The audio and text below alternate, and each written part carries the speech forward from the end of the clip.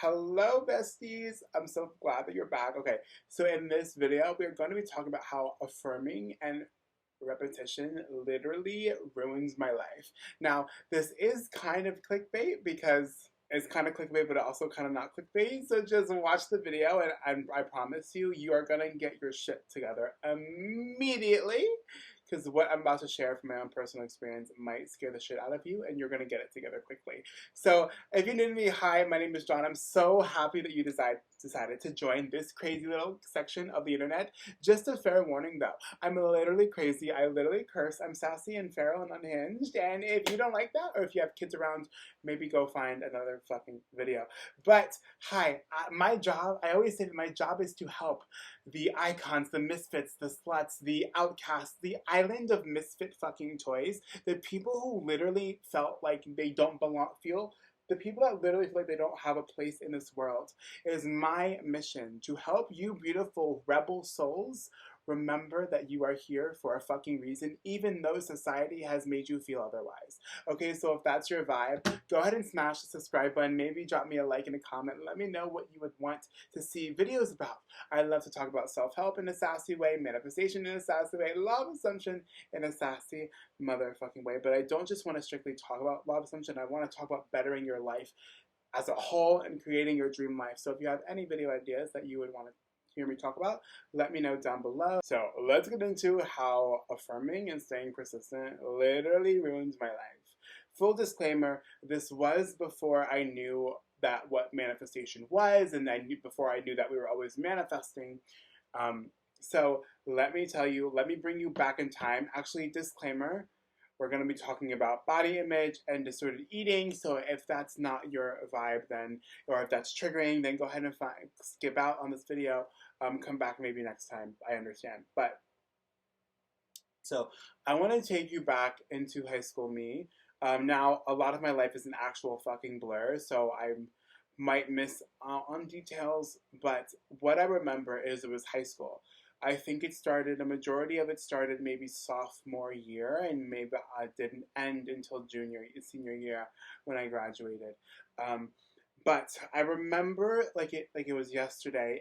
Every single day, sophomore year up until senior year, I used to cry in front of my mirror because I absolutely hated the way that I fucking looked. Now let's dissect this. And so I did this every fucking day for the longest like I can remember, and probably after school as well.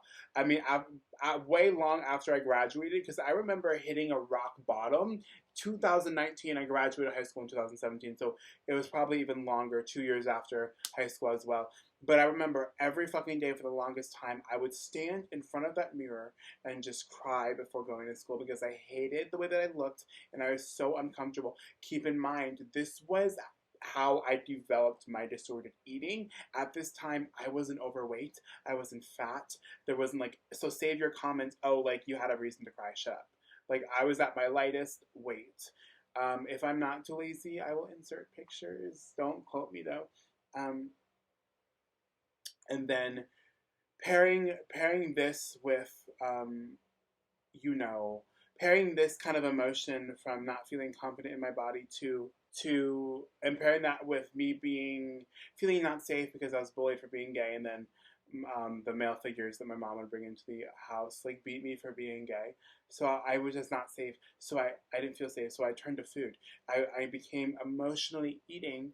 I came addicted to emotionally eating whenever I was stressed or sad. I turned to food, and I literally blew up. And I've been battling my weight ever since, fluctuating, gaining, losing, and all of that stuff. But let's talk about this. So what I was doing, number one, was a mirror, crying in front of a mirror.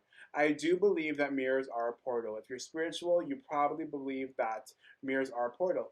If you're not spiritual, if you come from the law of assumption, you know that mirrors, I also believe in this as well, mirror work, right? So I was standing in front of myself, telling myself, basically casting spells to myself, and I was saying, I'm ugly, I'm fat, I'm useless, I'm worthless.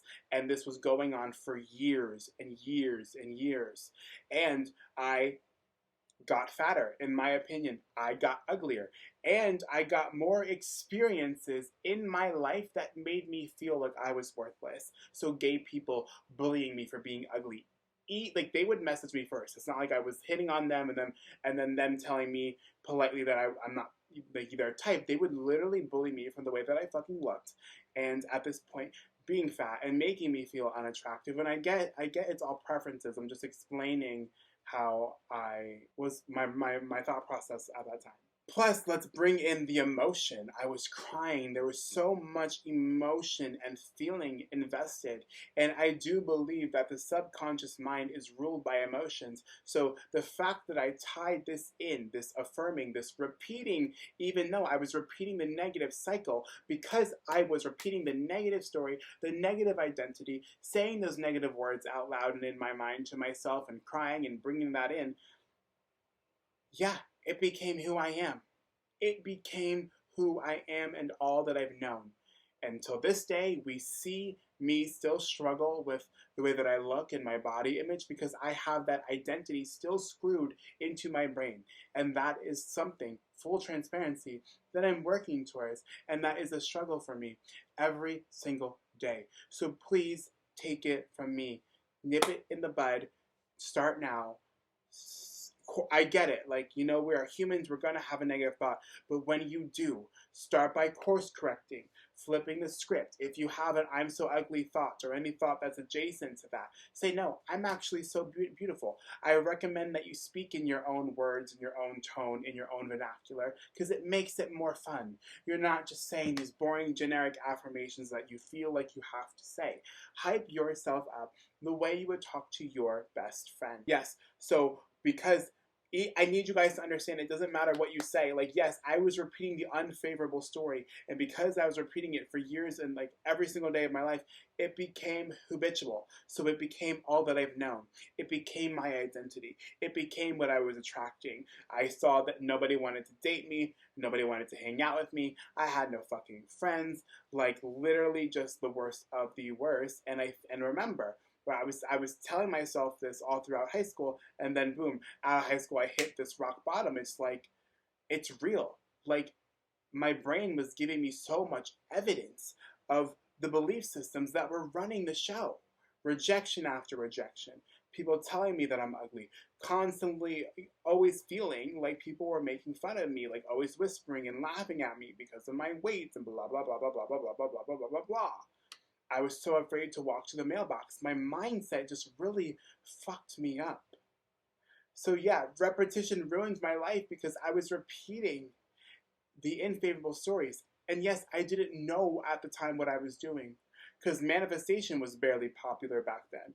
I mean, law of attraction was barely popular. Like, I don't even know if I don't even think law of assumption was around. I don't, obviously it was around because we have Neville Goddard and stuff, but I don't think it was taught as popular because all I remember, I didn't even hear anything about the law of attraction, and The Secret obviously came out before me, but like, so obviously it was around, but it wasn't as popular, so I didn't know, or maybe it was and I just wasn't, you know, looking for it at the time. And I remember, I think I randomly came across Aaron Dowdy, and then that led me to The Secret. And then, you need to work on stopping. I don't want to sound harsh and say you need to stop, because I don't want to add this pressure, because I understand that we are human and that we're going to have negative thoughts. But I really need you to understand that if you have negative thoughts, start by course correcting it, babe.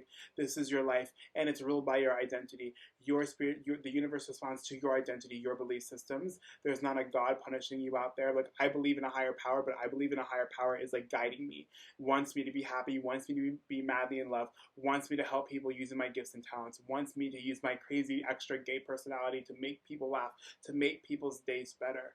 But I also believe that we have free will. So I believe that the universe and God want me. But it's like, when are you going to want that for yourself? It's like, we have free will here on earth. That's just my perspective. So it's like, get your shit together and you will watch the universe literally, or God guide you to your dream life. But please stop repeating these old stories.